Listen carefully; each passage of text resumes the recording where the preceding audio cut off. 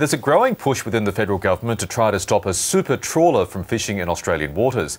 The Labor caucus will debate a private member's bill today that would ban trawlers capable of storing more than 2,000 tonnes of fish. Independent MP Andrew Wilkie is talking about the issue in Canberra this morning. Let's take a look. Park's private member's bill, well, then the government needs to create its own bill to replace it, and they need to support that. But whatever the ALP caucus does this morning, it has to get into step with majority public opinion. The fact is, a clear majority of Australians who are aware of this issue do not want the super trawler fishing in Australian waters. There's been much remarked about the science, and there's a heated debate about whether or not the science is good on this. There is much evidence that this vessel will lead to localised overfishing and localised depletion.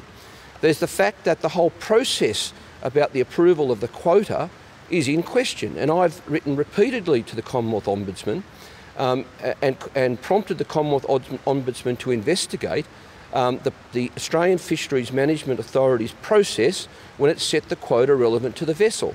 I've got a letter from the CEO of AFMA, no less, in which he admits AFMA do not take their act literally, and they've developed in-house workaround arrangements because of issues of people with conflicts of interest being involved in setting the quota. And now we have this issue today, the realisation, I suppose you'd describe it, that this key condition, that there be an onboard observer on the vessel, in fact is downright misleading, because it's the government intention to get rid of onboard observers. So I call on the ALP caucus, get behind Melissa Park and her private member's bill. The ALP has completely and utterly misunderstood this issue and completely and utterly misread the mood of the Australian community.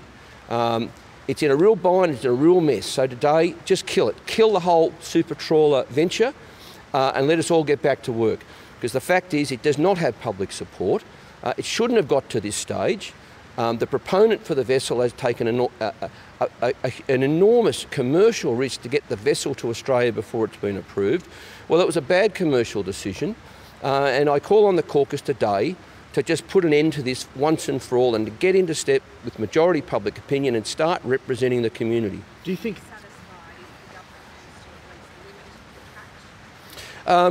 No, I won't. Now, my understanding is that I mean, it's up to Melissa Parks and the government to talk about their own bills, but my understanding, the gist of the private members' bill that will be discussed in the caucus this morning, is to limit the Australian fishing boats to vessels with a maximum capacity of no more than 2,000 tonnes. To put that in perspective, and that sounds like a reasonable limit to set, to put that in perspective, the capacity of the Margiris, now called the Abel Tasman, is 6,200 tonnes. It is so far over what is a reasonable maximum capacity by any measure. I can't see any way in the world that that vessel in particular should be allowed to come to Australia with any limits placed on it.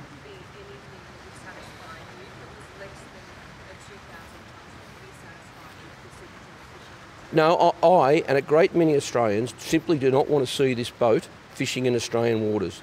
And you know, when you look at all of the issues at play here, there is such an overwhelming case against approving this vessel to fish in Australian waters. There's the question marks over the science, there's the question marks over localised depletion, there's the question marks over the conduct of AFMA when it set the quota relevant to the vessel. There's now question marks over the safeguards that Minister Burke announced the other day. There are so many question marks and concerns over this. It is entirely understandable why a clear majority of Australians do not want this sort of vessel operating in Australian waters, full stop. Frankly, it should turn around and go back to Europe.